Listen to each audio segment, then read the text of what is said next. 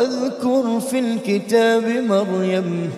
إذ انتبذت من أهلها مكانا شرقيا فاتخذت من دونهم حجابا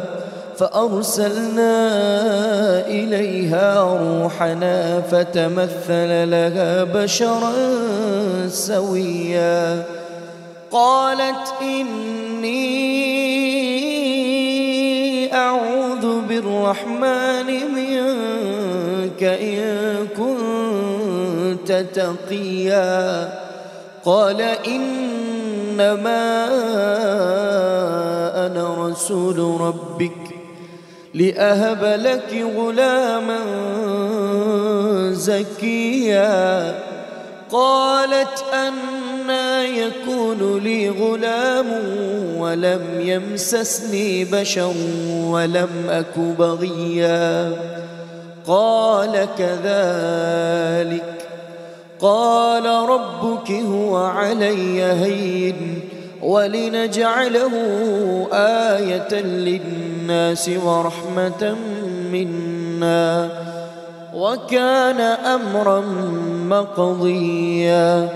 فحملته فانتبذت به مكانا قصيا فأجاءها المخاض إلى جذع النخلة قالت يا ليتني مت قبل هذا وكنت نسيا منسيا فناداها من تحتها ألا تحزني قد جعل ربك تحتك سريا وهزي إليك بجذع النخلة تساقط عليك رطبا جنيا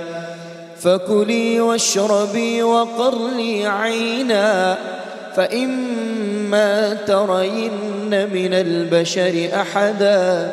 فقولي إني نذرت للرحمن صوما فلن أكلم اليوم إنسيا فأتت به قومها تحمله قالوا يا مريم لقد جئت شيئا فريا يا أخت هارون ما كان أبوك امرأ سوء وما كانت أمك بغيا فأشارت إليه قالوا كيف نكلم من كان في المهد صبيا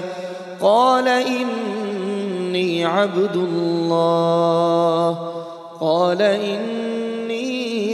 الله آتاني الكتاب وجعلني نبيا وجعلني مباركا أينما كنت وأوصاني بالصلاة والزكاة ما دمت حيا وبرا بوالدتي ولم يجعلني جبارا شقيا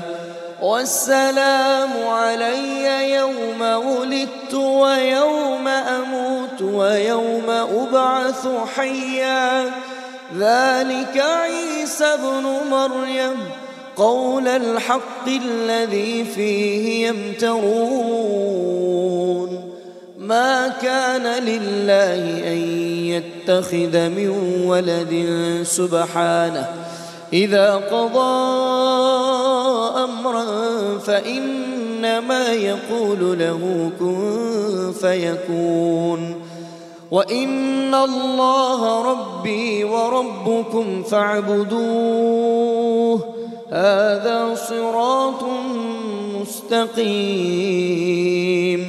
فاختلف الأحزاب من بينهم فويل للذين كفروا من مشهد يوم عظيم.